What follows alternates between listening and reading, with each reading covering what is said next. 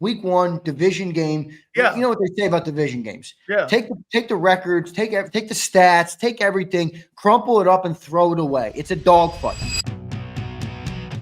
Birds 365, the co-host of it, our friend Bigsby, Zander Krause joins us now. What up, Big Sills? How you doing, brother? Your first initial reaction to Carter's news?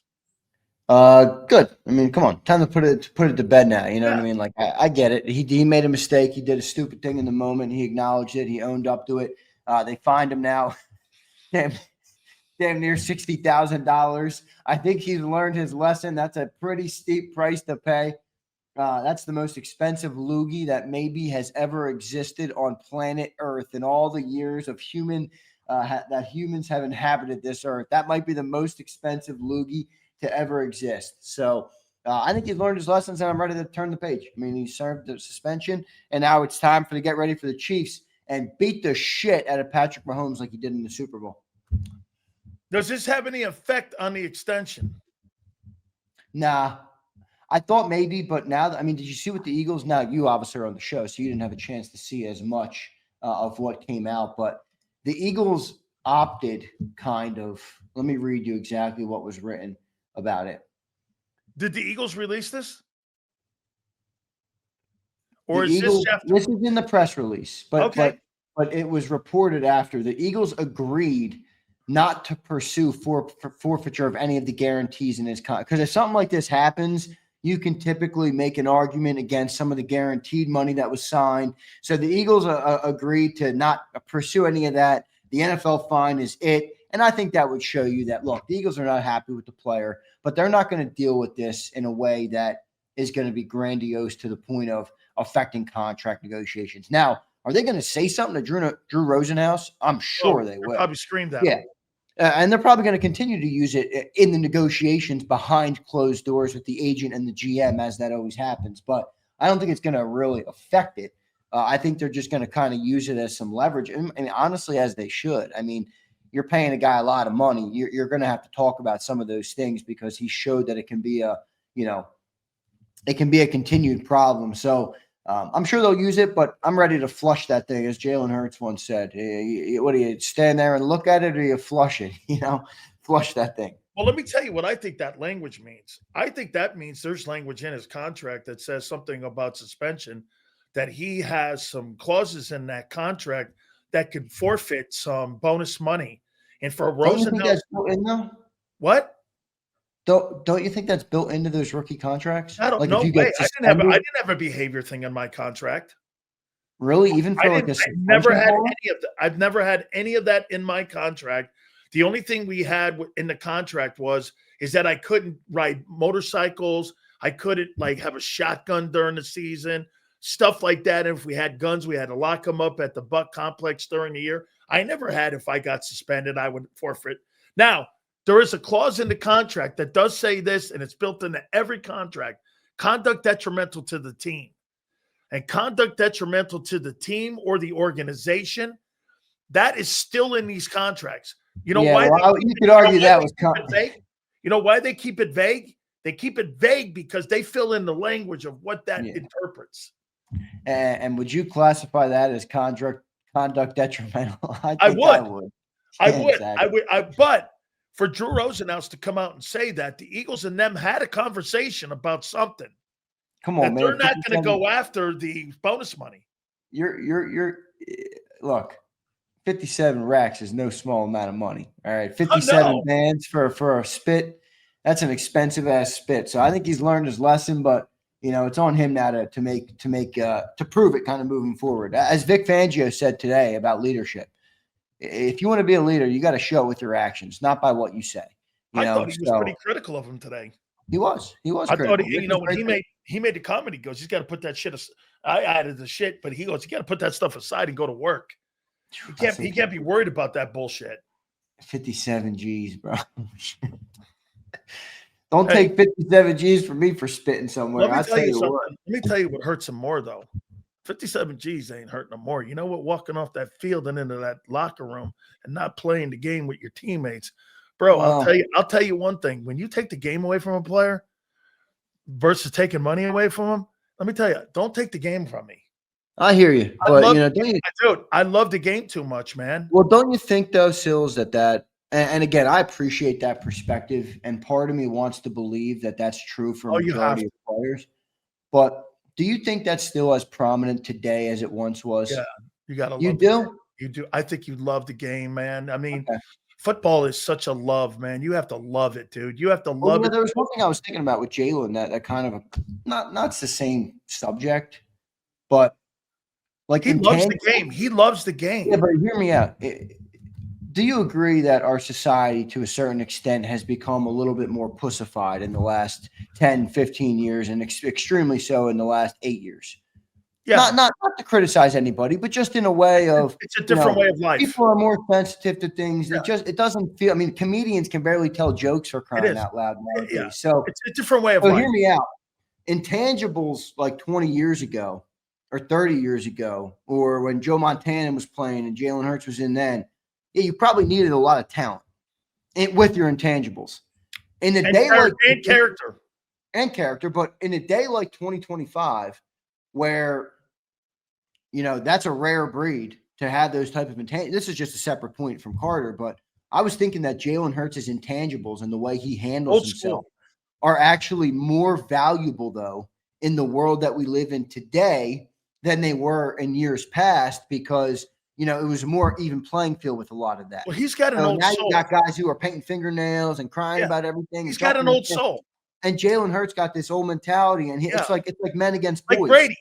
Right. It's like men against boys, So I was thinking about that. Just Jalen Hurts' mentality and those intangibles, I think they're more valuable today than they would have been even 15 years ago, which is a good thing to say for the Eagles. I think Brady and Jalen stick to the intangibles of what makes football a great sport. They love the game. They're committed to – those guys are committed to the football game. They're not committed to themselves. In today's society, these players are committed to themselves more than they are committed to the game. I think that's one of the things you had special last year with your football team. You were committed to a goal as a team. That was commitment from everyone. I think today there's so much commitment. Look at Michael Parsons. You think Michael Parsons is committed to the Packers or Michael Parsons? Well, certainly Michael Parsons first, but he's talented. I see Jalen. I think Jalen's committed to the Eagles. Yeah, 100%. I mean, I think Jalen's also committed. I think you have to be committed to yourself to a certain extent. There's a form of self-respect there. Well, I think that comes with the position you play. When I think of Jalen, though, like in terms of what you're talking about, I think Jalen does everything possible to get the most out of who he is as a player. I don't think every athlete can say the same. No. And I truly believe that Jalen exhausts himself. Isn't it funny? Isn't it funny the most talented players on the planet don't exhaust their abilities, and yet the guys who don't have all that talent seemingly are the guys who exhaust that energy to be able to be that guy. And then when you find a guy like Jordan that has the ability and exhausts that ability, right, that's when you get the ultimate greatness. That's when you get the rare breed. That's don't you kind of hear what I'm saying, though, with like Jalen's intangibles mattering more now because you have less of that, and you're getting that out of Jalen. And in a world where, there's a lot of drama queens and cis pots and all and egos and all sorts of different things. I mean, probably to no fault of their own, these dudes are making a lot of money, man, to play a game nowadays, which it's all power to them. I mean, it's the reason we have an audience right here. So I'm not criticizing them at all. I'm just saying I wonder what the natural evolution of it is. And then you get a guy like Hurts and, even if somebody wants to argue, hey, he doesn't have the arm talent or he doesn't have this, or Cowboys fans love to say this, or Big Sills loves to say he doesn't look like Josh Allen, he makes up a lot of that with the intangibles and the way he approaches the game and the business and the team and everything about it. One thing too, I got one other thing you were wrong about this summer. The face of Jordan is not Dakota Prescott. It's our boy Jalen Hurts. You see they're launching a whole Jalen Hurts line coming out next week. They got the sweatshirts in green. They got the Jordan cleats coming out. They got everything coming out. I won't be wrong in TV ratings, I promise you. I will not be wrong in TV ratings this year. Dakota Prescott will be on more highly rated football games than Jalen Hurts will be this year. Look, that comes from the Cowboys. But I tell you what, Michael Jordan showed up to watch. But I've never seen Jordan show up for Dak. Well, Dak was at that game, so you can make an argument that both of them, you can make an argument, but it wasn't Philly. And Jalen did hit him with but I've never seen him. I've never seen him in Dallas. I've never seen Jordan at a Cowboy game. No, that's the first time I've seen him do that. Let me ask you something about old Vic. Boy, I'll tell you, I love Vic Fangio. I'll tell you one thing I was dead right about: the way I saw that game compared to the way some people in Philly saw that game. When Vic was asked a question about the run defense, he goes, "We didn't stop the run at all in any aspect in that ball game."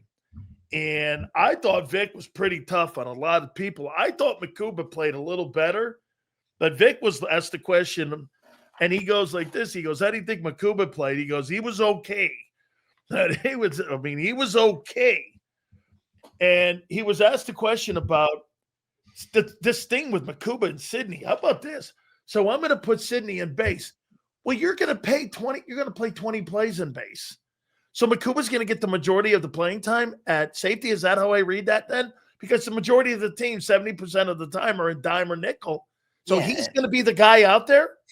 Yeah, and Vic said today they ran a lot of three wide receiver sets, but we weren't in base a lot. And I'm pretty sure everybody's probably going to do that this year. Most teams are doing that. So, yeah, I mean, you're probably right. Makuba's going to be the guy, but I think that's better, honestly. I never felt overly comfortable with Sidney Brown back there, just from a stylistic standpoint, especially in Vic's defense, where you got to be able to play in space, got to be able to tackle, got to be able to do those things right, the fundamental things right.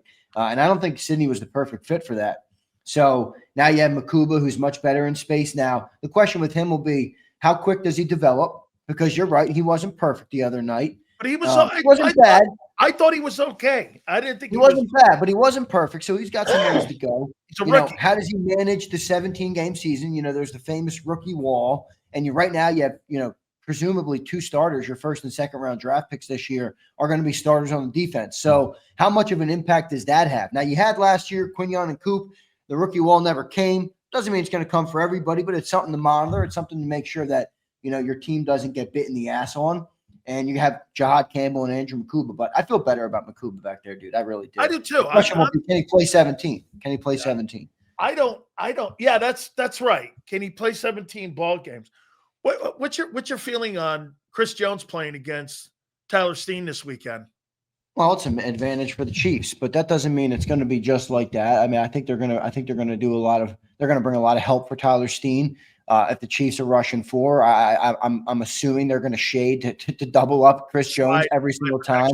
Like that, right now, I'm sure Spags will have the idea to figure out how to disperse those linemen enough to be able to get Chris Jones in some one-on-ones. Look, he's a disruptive talent.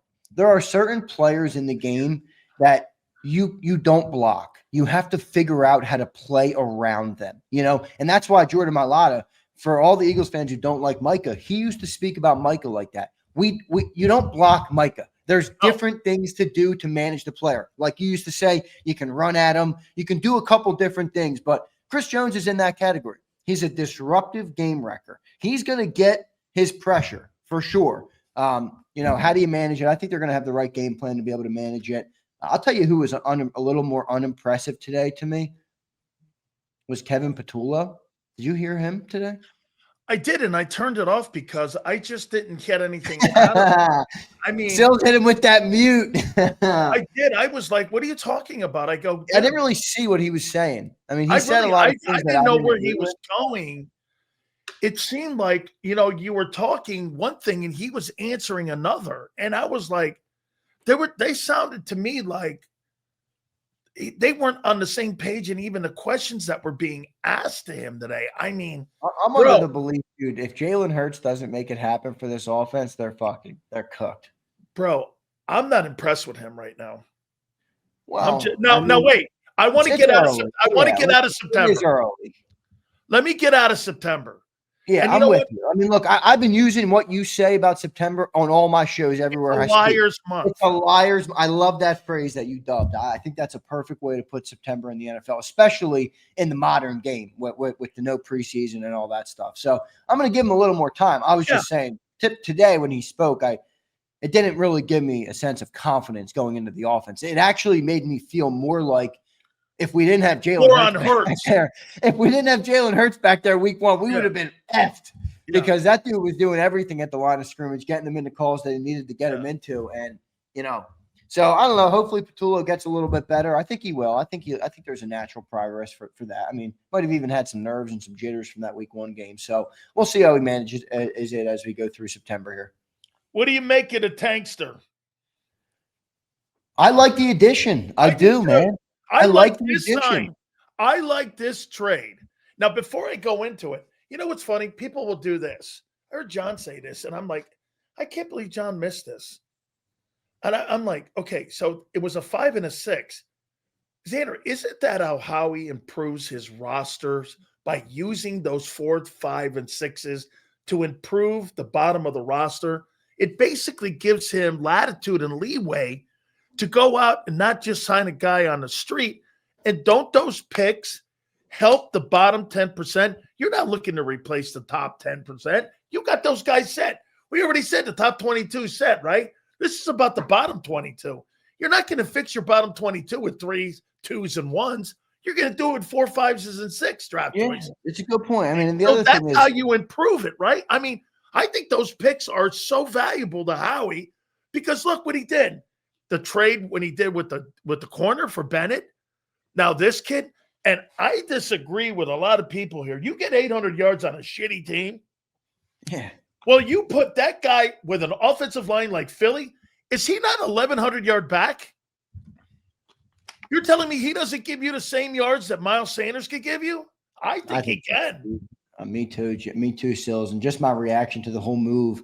I agree with a lot of your sentiment there. It's clear that the talking points have come out from the NovaCare because every reporter saying the same thing, including John, who said it pretty openly on the show today. Like, guys, the kick returner thing didn't come from me. So I don't know what that means. I mean, they're fed some information. They like to say that it's part of the job, but I think this move can be bigger than just that. I really do. I mean, when it happened, Sills, I was sitting right here working, and last night it broke, and I'm like, let me jump on live. I'll text John, see if he can join me. And I started researching the player. And I had known the player from one SEC football, Auburn, and I knew him in Jacksonville too. I watched him a little bit last year because I think he's good. One of the things that and I don't know, maybe some people will hold this against me, but one of the things that I, as an NFL fan, did for the last couple of years was I rooted for the Jaguars to some extent because I love Doug Peterson so much.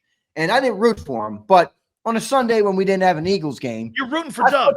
I flipped on to watch my boy Doug Peterson, and I liked watching him there. And I remember saying to myself, this is an explosive player here in Tank Bigsby. So you put him behind this Eagle offensive line.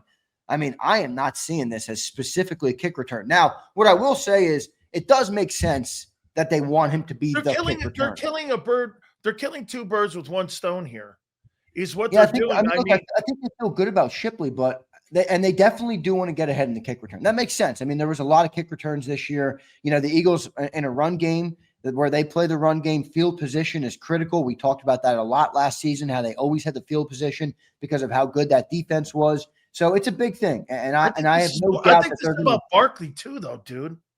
Well, I have no doubt that they're going to use him as the kick returner, but I envisioned Sills last night, and maybe this was way far-fetched, but I'm thinking, all right, you have a run-first identity, clearly. You have Jalen Hurts, who's one of the best dual-threat quarterbacks the game has seen in a very long time. Look at the numbers on him as a running quarterback. And you have Saquon Barkley. Are we looking to make a tandem and kind of triple down on the approach that we've had and kill him with 2 backs that can get upfield? I mean, Tank Bigsby Sills is a one-cut physical runner. He puts his foot in the turf, gets north and south, puts his shoulder down, and hits. I mean, I'm like, I don't want to say Lions because I don't think it's a perfect comp, but Jahmyr Gibbs, David Montgomery, and Jared Goff. Now, add Jalen Hurts, who's got obviously the threat with the legs, and now he's a real +1. What can you do with that type of offense? And it's not like we have a second tight end that's worth a damn. So I'm wondering the different ways that they can use them on offense. And then John's like, oh, it's kick returner, kick returner, kick returner.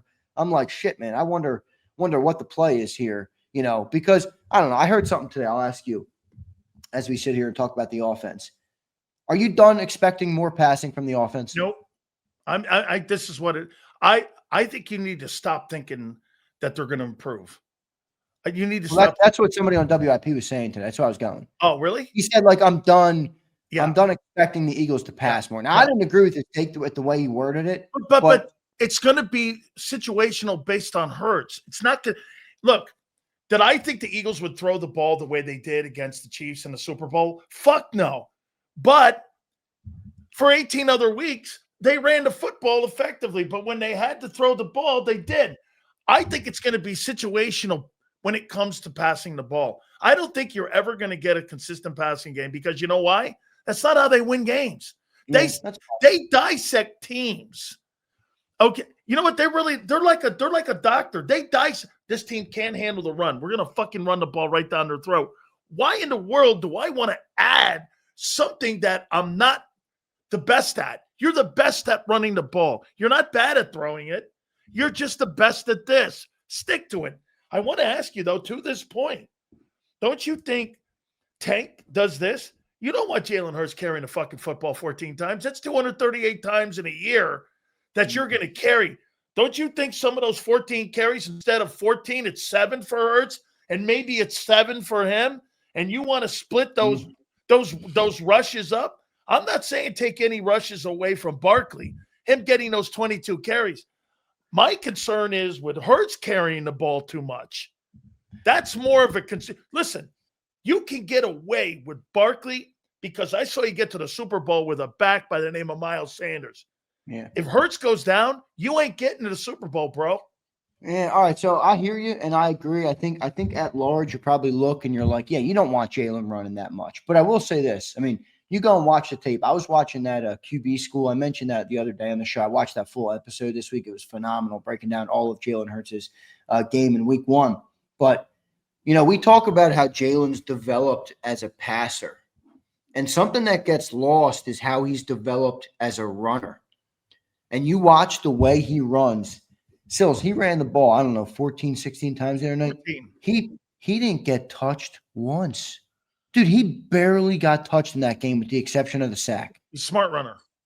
He's a very smart runner, and he's gotten to the point now where he's only taking the runs that aren't called if he has one-on-one. And so he knows are he you can suggesting more of those? Because, okay. I'm not suggesting more. I just don't think it's coming out of the game because I think like every quarterback uses what they're good at. Joe Burrow. Oh, you think they added that to you think they've added that? No, I just don't think it's changing. I mean, I watched the play on the tape where Hurts audibled into a triple wideout set and knew they were rushing 4. They put another cornerback. He barely looked their way. The second he identified, I got one-on-one running the football, and I need 4 yards for the first down. He took off, put one juke move on the guy, got the first down, and got down. So my point is, I think Jalen has embraced it even more. And now that he's managing more things at the line of scrimmage, he's using that legs to his advantage. Okay, you're going to blanket Saquon. You're going to take away my receivers on the outside. Perfect. All I need to do is move the sticks. I don't need to get a chunk play every play. If I get the first down and keep moving the sticks, we're going to get closer to the end zone. We keep doing that, we're going to get more touchdowns. So I don't think Jalen running is coming away with any or less runs because of this. But all of that, okay, I heard you just last there just say that because that's right. All of those runs, though, set up everything else. The run game is setting everything up. It's a pseudo play action almost in a way because now you add another back. You got 3 backs back there now. I think Tank's better than A.J. Dillon. I think he's better than him. I think he's better than Will Shipley. And wait a second. People are going to say I'm Shipley's slightly different. Will Shipley. Shipley's different. No, but hear me out. What player has done more in the league? I mean, it's big. Yes. It's I'm not trying to slight Will Shipley. I'm just saying for the year 2025, who's the more established player? The guy who ran for 800 yards behind one of the worst offensive lines in football, or the second-year guy who had 150 yards last year, whatever it was? It's obviously Tank Bigsby. I think he's the second best running back on the roster right now. So I don't know if they're going to use him in that way. We'll see what they end up doing. But, I'm excited about him. I think it's a good addition. I like dudes that play the way he plays. He plays Sills. If you watch some of his tape, he plays mean, dude. He puts his shoulder down and runs through people. And I love that mentality. So I am completely good with the Eagles' approach to the game where don't forget his 7 TDs. Right. Don't care about the stats. Don't care about the passing. A.J. Brown's going to have to learn to live with it. You're probably right. He might not be too happy with it. I don't disagree with you there. But at the end of the day, I'm happy Jalen Hurts gets his way, and they can win it however they got to win it, because it's a versatile football team. And I think the more you double down on some of that, it makes you even more lethal in the long run. So I like the addition of Tank Bigsby. And, even if it is just kick returner, Sills, I like it for that too. So we got to, you're going to see more kick returns this year. Let's not let that become a weakness. Remember, we talked about that a lot this offseason. Who's the returner? We don't really know, Well, now we got a kick returner who can give us good field position too. So I think that's a good thing. Bro, you know what? There's two sides of this combo here. And I'll expand on it here in a minute, but dude, this offseason is such an indictment of missing things that you thought were going to happen. However, I say that with Howie because I don't believe at all he's had a good offseason here. However, what I do appreciate with him is this. Fuck, that didn't work. Hey, I need a fucking running back. Right. Hey, I need a corner. Instead of meandering through a season and waiting for something to hope, and hope is not a strategy. He gets on the horn and starts going, hey, look, man, I need an edge rusher. Hey, Zadarius, we'll work he sees it, identifies it, and again, this has to go to the owner because the owner gives him the autonomy to make these calls to go out and pick and put $4 million on the table for a player. So there's good and bad in this, but again, I mean, he's fixing it on the fly because he made mistakes, I think. But again, can you criticize a guy for trying and taking swings? I don't think you can. No, okay? well, I want a general manager that's always swinging, and when he misses, I don't want him to have the walk of shame back to the dugout. Does that make sense? I don't. 100% makes sense. I don't want that. What would you rather have, a guy who sits there and watches? Kill him like that. Yeah, no, I hear what you're saying, and I think I have some context. Well, I have a perspective on it that maybe you'll agree with or disagree with. We'll find out. I look at the offseason the Eagles had this year, and it was clear they had a certain approach, right? They didn't want anything expensive. They clearly didn't want – they signed a boatload of guys. I mean, we talked about it. This is 12 guys, 11 guys that are team signing. So they signed a lot more than usual. And when you put out on a list every move the Eagles made in this offseason and you itemize them by order of importance, I think the most important move of the offseason, because they didn't spend any money, was your first-round draft pick. Jahad Campbell looks really good. Your second move, in my estimation, in order of importance, was your second-round draft pick, because you also didn't pay anybody really that much worth more than what a second-round pick is worth in the NFL. So far, Andrew Makuba, for a second-rounder, he's on the field. I don't think that's a miss just yet. No. Now, if you want to go to 3 and you want to argue round 3 pick, or they didn't have one, or one of the Temu signings, right. So they hit on the big moves, and because they made so many lesser moves, it almost feels to me like Howie was ready to do this. Like he was ready to know that a lot of them didn't hit. Now, where I will agree with you. You think he's wanted to make these moves in season and the last month? No, I don't, but I think he was ready to make more moves than usual. Now, where you're right is this. Adoree got the most of the Temu signings, the guy blows. Azeez Ojulari got the most of the defensive Temu signings. He was scratched in week 1 and looks like he's not going to have much of a factor in the football team. They just signed Zadarius Smith for up to $9 million in incentives. So those 2 moves didn't work, but they were small moves. You know what I mean? Like, it's still in the grand scheme of things, they were small moves. Now, were they small moves trying to replace guys like Josh Sweat and Milton and guys like Slay? You say that they were small moves. Well, they were expecting big things out of those small moves like they did a year ago. Nobody thought Becton was going to be that. Bro, nobody on the planet saw $2,000 with Barkley. Had been injured 3 times in the last 5 years. Nobody saw Bond. They were looking at the stuff. I think they fell in love with their own process and went, we're going to make big things out of small things. And I don't think these small things turned out to be big things. And Howie at least did this. He recognized it quicker because When we saw Bond against Green Bay, we were like, shit, man, that guy had 17 fucking tackles in the first game. Remember, we were all going, that's going to be one of the greatest linebacker games in the history of the Eagles. And then you were like, there's something with Barkley. He's moving the sticks here. And then Becton was throwing people out of the gym. You recognized it quicker. And with the play of Q, and then when Cooper got put in, all of that hit immediately. Yeah, okay, right. like you said, Cooper's, get this, Makuba is more of a, we got to wait and see here a little bit more. I mean, dude, when you put Cooper in and you put Q in, it was right now. It wasn't, well, let's see what happens. You know what I mean? You're right. But like, also, I don't know if this is a coincidence where last year they have Saquon Barkley, who's obviously a huge name free agent signing, and Bryce Huff, who's a huge name free agent signing. They had a couple team moves, but nowhere near as many as they had this year, obviously. When Bryce Huff fell flat on his face last year, the Eagles did not go and acquire an edge rusher. They didn't, right? They relied on a third-round developmental player to get more reps. Nolan Smith, who hadn't proven anything at the time, to step into the role. And Brandon Graham, who got hurt in November, and I think at that point we were close or late in the trading deadline. So you make a splash signing like Huff, and you don't correct it. You rely on what you have versus signing cheaper players, and now you have the most trades in late August I've ever seen Howie make. I mean, they got like 8 trades, 8 signings that they've made in the last month. Is there any coincidence that they signed the most amount of Temu signings ever, and then they also make the most amount of moves? Like, do you see what I'm saying? Why I think they wait Howie so was late? like, well, I mean, how do you know what you have until they play in the modern game? They don't do anything. You and I are saying game one, how can you take that much away from it? And Howie's looking at game one, and he's made 8 different trades. I mean, get this. They must be seeing this shit in practice too. You know what I'm saying? I mean, Vic said it, man, today. Practice is important for us. We evaluate a lot of players. The Adoree thing is, you're right. The Adoree thing is interesting. Niall says Adoree was not supposed to win that battle, but here's no, the he problem. wasn't. He was supposed to be Isaiah Rodgers.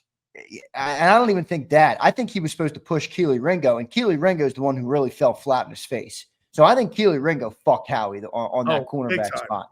And that's why Jacorian Bennett, they made a move for Jacorian Bennett, and now we'll see if he. I don't think Sidney's helping Howie out either in this. I don't think. No, but I think they knew that was coming, and that's why they went with the second rounder. That's why they went. That's why they drafted Makuba. I think they knew they needed the safety. Now the question there would be, if Sidney Brown panned out, would that have given them more versatility or flexibility with Reed, or with Cooper, like? Maybe putting him at the safety position and dropping Makuba in the slot. Yeah, I don't know if that would. I don't know if that's you heard that today, didn't you? You heard Vic say we like him in the slot. Yeah, I don't think they want Makuba in there either. I think Makuba is going to be the guy next to Reed, and if Sidney was good enough, maybe then they can consider not paying Reed. But right now, it looks bleak. Like if you move on from Reed, we got you're putting a lot of you're relying on Quinion and Cooper to hold down. You think his value went up? Reed Blankenship's? No, not from week 1, not from week 0 to week 1. No, I don't think so. I mean, I think he's worth what he's worth. I think he is what he is. In fact, I don't think he looked like a crazy improved player in week 1. I mean, I don't think he looked bad, but I don't think he looked like, he's going to be an all-pro this year. I don't think he looked anything like that. So week 1, we'll see how he develops, but I think they're all right at safety. I think they're all right. Corner is going to be an issue, but that's because Keely Ringo he didn't pan out at all. Okay, so highest paid. Let me ask you this. One more thing here on Cooper. Keep him in a slot. It's a salary thing too, 100%. I said this, and somebody was already commenting back, you don't think Howie will pay him? I'm like, I know how he's going to pay him, but it still dictates your value, dude. Right. Yeah, you're not paying an inside corner, outside corner money if you don't have to. No. Right? I mean, they'll make him the highest paid slot in football, but they're not going to give him an outside corner. That's money. 15. Yeah. Well, no, I think it's a little higher than that now. I think what's that guy that what's just that signed? Guy? Kyle? What's his name? Yeah, what's that guy? I'm blanking on his name. Who's the highest paid slot? I forget what that guy's name is. I think it's the guy in Chicago, isn't it? Yeah, that's who it is. Kyle Gordon, right? Yep, Tyler Gordon. Yeah, 3-year, $40 million. You're right. That's less than 15. Yeah, they're not. That's like 12 something.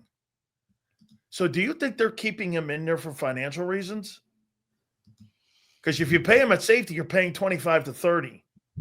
Okay, if you put him at corner, you're paying 36. I mean, dude, 12, 13 million to keep him in that slot just to keep him there for financial reasons. How you saw I saw Vic's face when he said it. He goes, "We like him." I never heard him say I like him there. I heard him say we. That means Howie. That means Howie, and that means the organization. When you keep designation, listen, this is what the tight ends bitch about.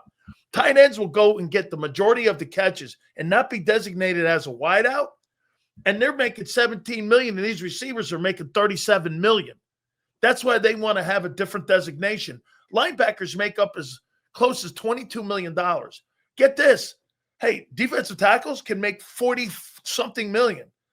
This is how you control salaries, by designating your position. I mean, no, I don't think Howie's going to come in. You really think the Eagles are going to parachute in and go, hey, fuck the salary scale. Let's give them 40. No, I don't do that. No, I do not think that.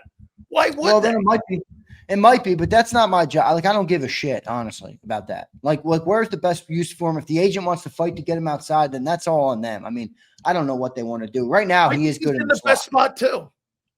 Do you think he can manage the outside? I think he's better in the zone. I mean, get this. Do I think he can play it effectively? Yeah. But would he be more of an impact player in the middle of the zone? I think he's more of an impact player in the middle of the zone. I agree. I think he's a better tackler in space. I think he can handle outside. Yeah, I'm not, but I don't think he'd be one of the elite corners. I think he'd be a good corner, but he's elite right now in the middle of the field. You know, I think this guy brings up the right thing. RC3 says smartest players play in the middle, and I think especially that's prominent in Rick Fangio's defense. I mean, that's most prominent in Fangio's linebackers are the smartest players on the field, right? Dude, that's one thing about Jahad Campbell. His recognition, if you watch the 22, he recognizes the play. I think he's got a better recognition than a Kobe. Jahad Campbell's going to be fucking good. Yeah, he's going to be a really great player. He's going to be really good. Right. And you're going to do a lot more with him. Like listen, he's got the makings of something. He's still raw right now, though. You know, I mean, you still see a little bit. I'll tell you, he needs to calm down a little bit because he gets a little too over aggressive. But he's. That's all right. I'd rather him be over aggressive than under aggressive. I'm with you. I think this kid. You're right, though. He's going to get somebody hurt out there the way he plays, in a good way.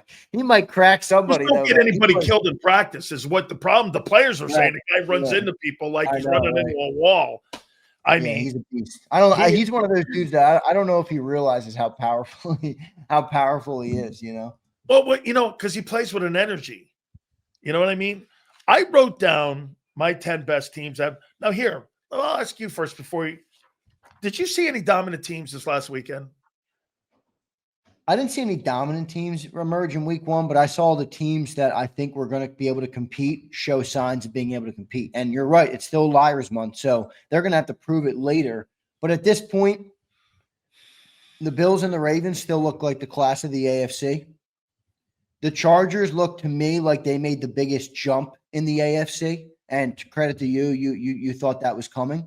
Now, they're a prove it to me team, though. Oh, yeah, I'm in week one, you know, like I'm not. Absolutely. They got to continue to prove it. It was the Chiefs, though. They're nemesis.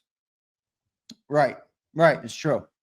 So on the AFC side, those are the three biggest, I would say, that the Bills just looked as good as they looked. Josh Allen looked as good as he looked, again, coming off an MVP year. Lamar Jackson is still Lamar Jackson. You just can't take it from the guy. Now, what he does in the playoffs, that's a whole nother story, but they're going to be a good football team. And then going over to the NFC side, I thought the Rams looked much worse than I thought. They didn't look that good to me. I thought the Eagles looked still really good. Like, I think they're going to be really good again. I thought they showed what they wanted. Cowboys showed up. Cowboys showed up for sure. Cowboys showed up better. Who else? I think Green Bay, I think, solidified themselves as, okay, watch out for us this year. All right, we're going to have to continue to do it, but I think watch out for the Green Bay Packers. What other games am I thinking? I think, you know who I think showed that they could do something in the AFC this year? Maybe not all the way, but Steelers. Yep, Pittsburgh Steelers. No doubt about it. I had him similarly to you in my top 10 quarterbacks from week one, pretty high up. Aaron Rodgers looked pretty good. So that's probably it. That's probably my main takeaway. The Lions obviously took a massive step back. They did not look good. We said that the entire I offseason know. that I I know. thought that the Lions would take a step back.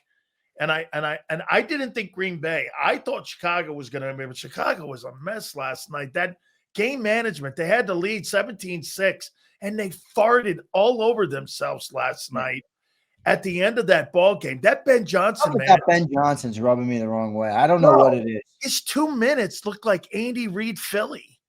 They were brutal, man.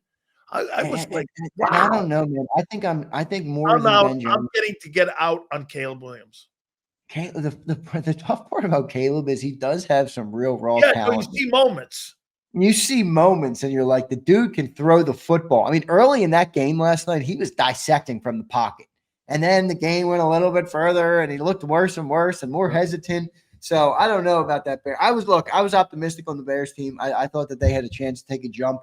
I still think they can take a jump, but I'm not talking about a playoff jump. I'm talking about, can they get to 7 or 8 wins maybe this year? We'll find out about them. I think somebody nailed it in here. Let me find the comment of probably the sleeper team that I don't know what they'll do, but they were fun to watch in week one was actually the Jets. I mean, I did not expect to see that many points from Justin Fields-led Jets. I was thinking that offense was going to fall flat because of Justin Fields. Great. He was great. He threw the ball downfield. He played with tenacity. I mean, he looked good. He looked calm out there. As the game went on, I thought he got better. Yep. Garrett Wilson looked pretty good. Dude, that Hall kid can run. Oh, Hall's amazing. I love Breece Hall. He is fun to watch, man. That Breece Hall kid is really good. So, that was probably the one sleeper. Is the Jets. Good pull by you, Jim Adams. I wrote these 10 teams down. I got the Steelers at 10. Okay. I put the Commanders at 9. I'm good with that. I got the Bucks at 8. I had them a little higher. I had the Rams 7. Okay. I put the Chiefs at 6, but trending down. Okay. I have the Ravens 5. I have the Chargers 4. I have the Packers 3. I have the Bills 2. And I have the Eagles 1. I would agree. Top 10 teams. No, I would agree. And the reason I'll put the Eagles over the Bills right now is because that Bills defense. I don't trust that Bills defense yet. I still don't trust that Bills defense. I didn't think Joey Bosa looked very good on that team. They gave up what? They gave up 40 points in that game. I mean, I know it's Lamar and the Ravens, but I can't make you the best team in football. 400 yards they gave up too? Up a 40 burger. I can't make you the best team in football. I think your top 10 was almost spot on. There. That was a pretty good top 10. And there were all these teams had moments of sloppiness in it. Every single one of these teams. So if we're going to go by that metric, well, the Eagles get the benefit of the doubt over this because the Eagles get the benefit. I mean, look, you got to remember too. Week 1 division game. Yeah, you know what they say about division games. Yeah, take the records, take the stats, take everything, crumple it up, and throw it away. It's a dogfight. We won a dogfight versus the Cowboys. The team still ran the ball effectively. The defense had 0 points given up in the second half after giving up really an ugly 20 in the first half. So I thought they made progress in the game. I think the Eagles are in a good spot still as a top contending team. And the other part of it is I just don't know how many teams in the NFC outside of the Packers really made a major jump. One of the teams I didn't mention that I should mention. Oh, you say outside they made a huge jump. And the other thing is, I think the Bucks are going to be really good this year. Yes. I think the Bucks have a chance to be a really dominant team. And I don't love the NFC South. So I think the Bucks are going to handle their way in that division. Now, I know they had a spotty start on Sunday, but I've always liked Baker Mayfield. I think Emeka Egbuka, or however you say his name, is going to be a stud. That kid is a good football player.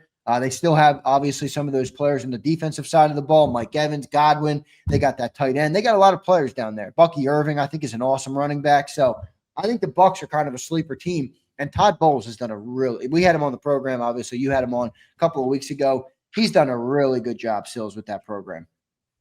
I think when they get Wirtz back and they get Chris Godwin back, I think they're going to be even better. I mean, you want to hear what Bowles did too? Check this out. So they had this guy named Charlie Heck playing left tackle in camp throughout the entire camp. Listen what they did in the off week. They went like this. Yeah, no. They moved Graham Barton from center to left tackle, and he was fucking amazing. I could not believe they shifted the offensive line around that much, and it was effective. And guess who else was effective in that game? Hassan Reddick. He got sacks and pressures in that game. Did he have a sack? I didn't see that. In that game, and he had a couple pressures in that game, and he's going to be a force. Now, this is after week 1. Here's my quarterbacks. Okay. I think I heard your list right before we came on. Go ahead. So I got Joe Burrow at 10. This is just a week 1. You're not talking about a grand. No. Based on week 1. Okay. Based on week 1. I got Mahomes 9. I think Mahomes is the only guy in that offense that was great. I think the rest of those guys, I disagree with Moss. I thought Travis Kelce looked old. Yeah, he did. I mean, he I know he had that nice touchdown, but he looked old. He looked old. I got Jaden Daniels at 8. I put him down there. I think, again, if he's not on the field, I'm giving him the same benefit, Zander, that if he's not on the field, Washington they don't beat the Giants. I got Baker at 7. At 6, I'm conflicted here, but I put Stafford there. He made 3 throws in the game that was going to win the football game. He doesn't make those 3 throws. I'm with you. I don't think the Rams look very impressive in game 1. It's September. I'm waiting to get to October. Yep, I agree. I got Hurts at 5. If Jalen Hurts doesn't play the way he did, you're not winning that ball game. And Dallas probably beat you by 10. They couldn't get the ball in the air. They couldn't do anything except for him extending plays. He was really great in that game. I thought Lamar, if he's not playing against Josh Allen, he's winning that ball game. He's just, on the road in Buffalo, Orchard Park, that's a tough ask. I still think Jalen, in my opinion, I think he sees the game, and I think he's a smarter player than Lamar. I got Justin Herbert 3rd. I thought he was sensational last Friday. He was. Look, I've been hard on Justin Herbert on this program. He was excellent on Friday night. Now, let me see it continued. Let me see what he does through the season. Okay. Let me see the playoffs. I get it, everybody. But there's no doubt that kid's got raw talent. And if he's able to put it all together, I will say this about Herbert, too, to give him credit. I like his mentality about the game, too. I do. I think that's the coach teaching him that. I agree. Too. He went from Brandon Staley to Jim Harbaugh. Yeah.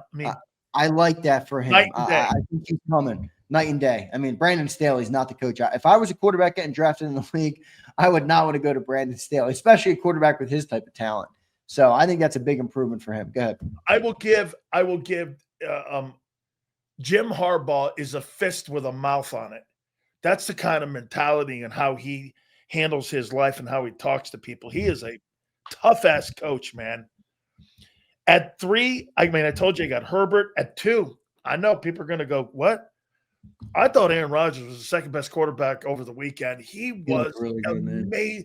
Dude, when Arthur Smith was rolling him out and was getting him out in space, something the Jets didn't do. You want to hear something crazy? The Jets told him he couldn't play, and a year ago, he threw for 3,900 yards, 28 touchdowns, and 11 picks. And you think that's with the fucking Jets, Sills? With the Jets, and you get this. You want to hear how dirty they did him? They flew him from California. He flew, got into his office, and then they told you fucking go home. And so I tell you, I don't know if you're going to be able to keep that up with that old guy. But if you do, the Steelers are going to be a problem. I don't know how far they go because outside of DK Metcalf, they don't have anybody else, and they barely run the ball. And I got the guy you just take 17 off and put the S on and just put Josh Allen, put Superman on him, man. He was just, again, for the first week of the season, he's kind of picking up where he left off. Holy shit. He's getting Joe Brady and him. Aren't they a perfect match? Are they not a perfect match? If I were he was the best quarterback in football in week 1. I don't think anybody's denying that. He was sensational. If you're the Bills, do you fire McDermott and put Joe Brady as the head coach in there and let him Well, run? I mean, look, being a coordinator is a lot different than being a head coach, but I've never loved Sean McDermott. I don't think he's the. I think they're doing Josh Allen a disservice by strapping his entire career to that guy. I don't think he's proven he has the stones or the cojones to do what it takes to get your team over a team like the Chiefs. I mean, look, if you're the Bills, you got to recognize something. I'm playing in the NFC right now with a quarterback that's rare in a time that's rare with a dynasty in our conference in the Chiefs. If we're going to play and we're going to win and we're going to knock them off, we have to be bold in our approach. This looks like the year you can do it, knock them off. Yeah, it does. Now, I think they're going to be a better team than them this year. I think it's going to be Ravens-Bills potentially at the final. And I have the Bills winning that game, by the way. Again, I think the Bills go to the Super Bowl in the AFC this year, but I'm a Josh Allen fan, man. I'm sorry. I'm with Sills on this one, everybody. I'm a fucking Josh Allen fan, man. I posted up that short yesterday as Sills loving up on Josh Allen, which was hilarious. But Josh Allen can play ball. Just as a football fan, you turn on that game, you're like, at the very least, I know this sucker is going to be fun to watch, man. I know this thing is going to be fun to watch. I got one last question before we check the supers. Okay. How many weeks are you giving Kevin Patullo before you do this? Thumbs up, thumbs down. I got to give him at least 4 weeks, maybe more. If I judge Kellen Moore, that's long. If I judge Kellen Moore though in 4 weeks last year, would have been a problem. So, I mean, I got to give him some time. I do. Now, I wasn't typically impressed with him in week 1, but I wasn't really impressed with A.J. Brown. By the way, can I just say something? And I know fans are going to get very mad at me for saying this. I'm just telling you what I saw with my eyes. It doesn't mean I don't like the player. It doesn't mean I think he's a diva. It doesn't mean I think he's a bad guy. It doesn't mean I think he's a bad player or I don't want him on our team. When I put on the tape, A.J. Brown didn't look like A.J. Brown. No, he was taking plays off on the backside. He was taking plays off. He was lethargic. He wasn't approaching blocks the same way. Now, hey, maybe it's the hamstring. Maybe he was hurt. Maybe he was out there as a decoy. Maybe. I'm just telling you, when I watched the All-22 a couple times, I said to myself, geez, is that A.J. Brown? It didn't look good to me. I didn't love what I saw. I'm just saying it. Again, I love A.J. Brown. Don't get me wrong. I think he's the best receiver we've ever had. But the tape on him in week 1 was not good. It was not good. Do you think this approach and how they're winning games is getting to him mentally? I mean, it's game 1 of the year, dude. Like, if you had this much of a problem, what do you want to be here for? You know were what I on mean? the national stage, though, in game 1 on a Thursday night, and you were a non-factor. Yeah. How do you think that sits with him? I know, but dude, honestly, I'm not blaming Jalen Hurts for that, dude. I watched some of your reps. No. It's not like he was running free every time, waving his hand like this. No, I'm not blaming Jalen. I'm not even. This is a non-Jalen thing. I'm saying that player, the way he wants to win games his way. He wants to win. I'm not saying he doesn't want to win. Which I think is okay. I mean, I think you want receivers to think for like him that. to be less engaged because you want to win a different way. That's what I think this is. That's a problem. Yeah, that's a problem. Now, I don't want to speculate. Week 1, I'm with you.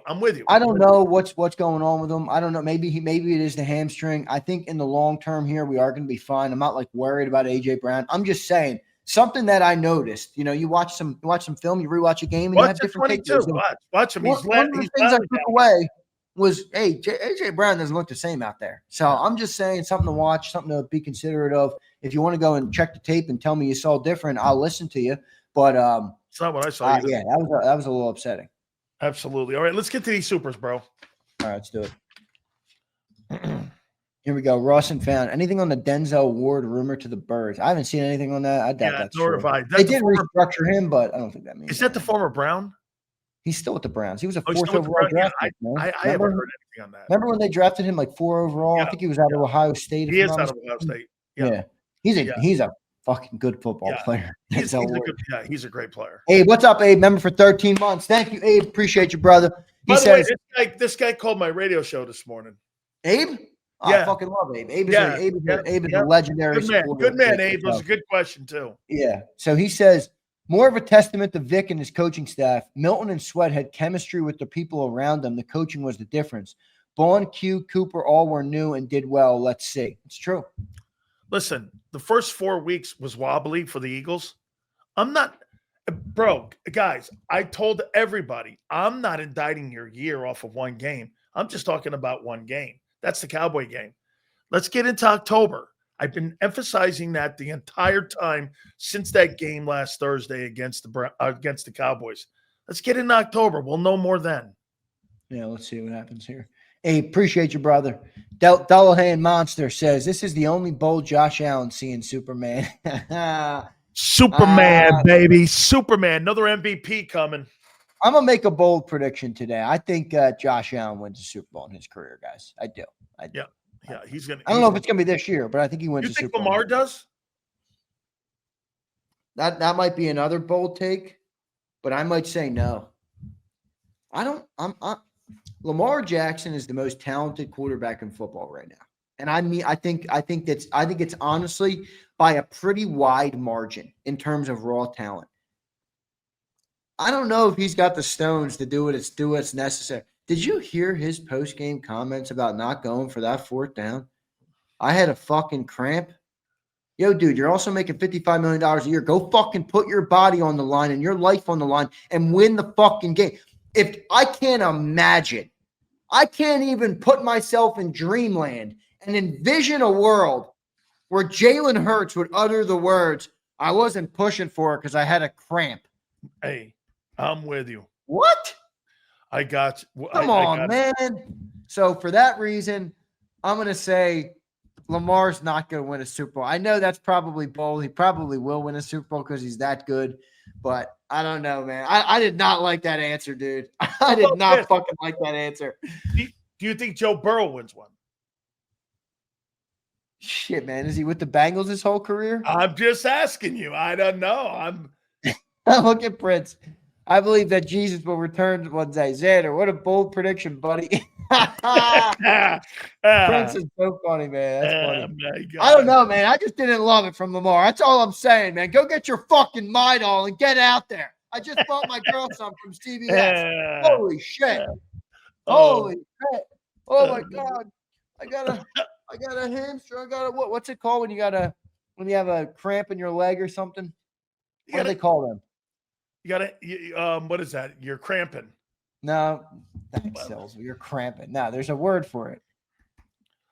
I don't know. What the hell? Oh my God. I'm tweeting something out. What's the Eagles? Charlie horse. Thank you, guys. We're silly What's the Eagles? Fucking Charlie horse. Mark Lamar. I got a Charlie horse. I don't want to win this football game versus Josh Allen. What? What are you talking about? Jalen Hurts would never.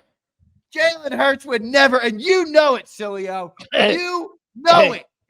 He won it. Listen, I'm sorry, but I have to tweet this out. Watch the Eagles and Cowboys all 22. Wide receiver A.J. Brown taking plays off. Send. Oh, no.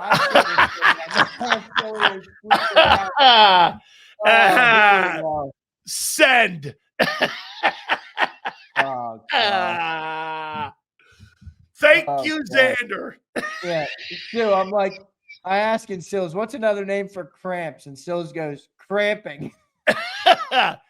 Holy cow. Thank you, Sills. That was a good one. Oh, that's funny. Here it is. Oh, I think we got one more, maybe. No, we got them all. We got one more from Pump.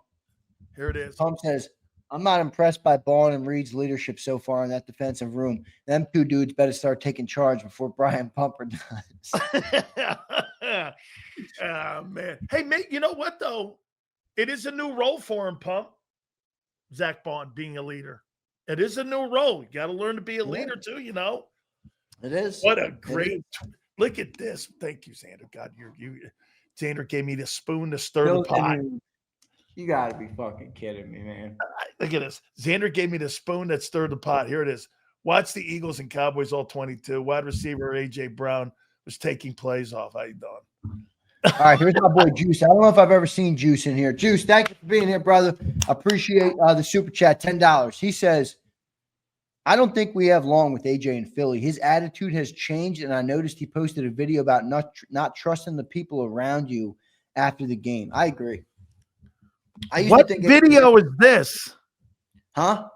There's a video of him. Oh yeah, Juice. Don't start letting Sileo unlock how to see AJ's Instagram. He will have a field day with his Instagram. Not trusting the people. Oh God. Oh my God. Juice, are you new here, Juice? You don't know what you've just done, Juice. Hey, Juice. Juice, you're my boy now, man. We're good. It's not for the $10 super chat. It's for the fucking intel on AJ's Instagram account. Nice job there, Juice. Juice, you in pump. Dude, hey, this going to get – how many games did you say this thing's going to – I say this thing blows up in 2 weeks. Oh, shut up. It's not blowing up for shit. No. Sit your ass down and shut up. You're going to be a 2-time Super Bowl champion pretty soon. I don't give a damn about your targets. Get open. How about that? Get open. How about make a block? Yeah, whatever the team needs you to do. Like all the other dudes who won a Super Bowl with you last year did, and he was a part of. Wow, man. Big Z, you tell John, the guy gains 800 yards. You don't know what you've done, Juice. Oh, yeah. No, Juice, you're my boy now, man. We are good. Oh, my God. You tell John, a guy gets 800 yards and 7 touchdowns on a shitty Jags team. I'm buying that. You know what? I want that. Wait, can we just discuss that? He's telling me, he's like, I'm not going to take stats from a shitty team. And I'm like, you tell me every day that Myles Garrett's a great player on a shitty team. The team doesn't matter. I'm like, well, he's got 800 yards with trash cans blocking for him in Jacksonville. And I'm not supposed to take anything of that?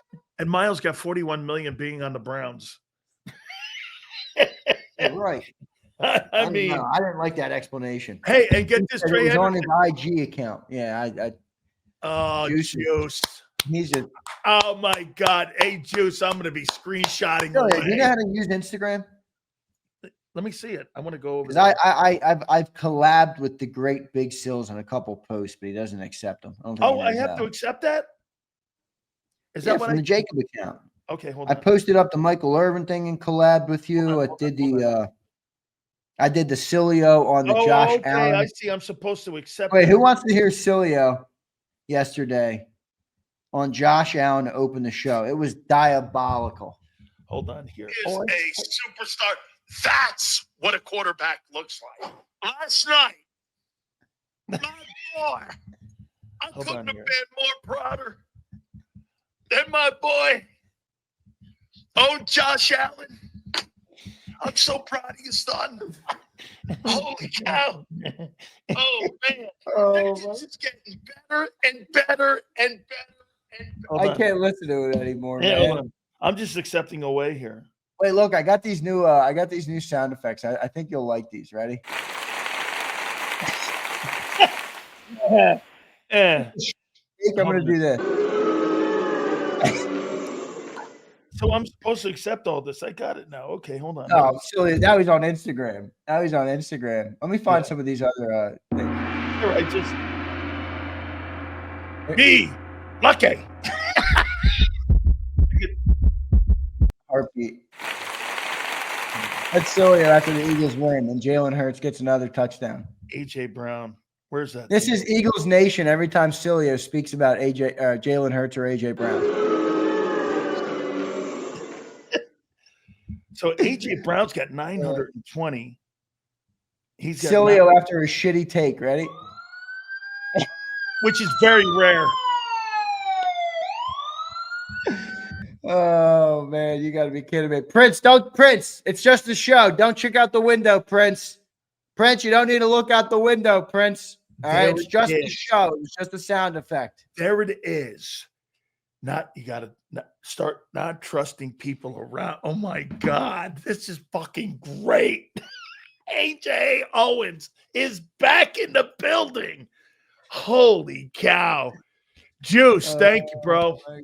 All right, let me get out of here, dude. Yeah, let me pay some bills. Let me pay some bills here. Big Z, we'll see you in the morning, man. Birds 365. Great show, man. You got appreciate it, everybody. Hit the your likes are slacking on this show. You better get your community up the likes a little bit. Really, Birds 365 is taking you to the cleaners. Look at that. We're getting taken to the cleaners, guys. Come on, hit that thing here, man. What's going on here? Appreciate you guys. Right, love you, brother. I'll see you tomorrow. tomorrow. Love you too, man.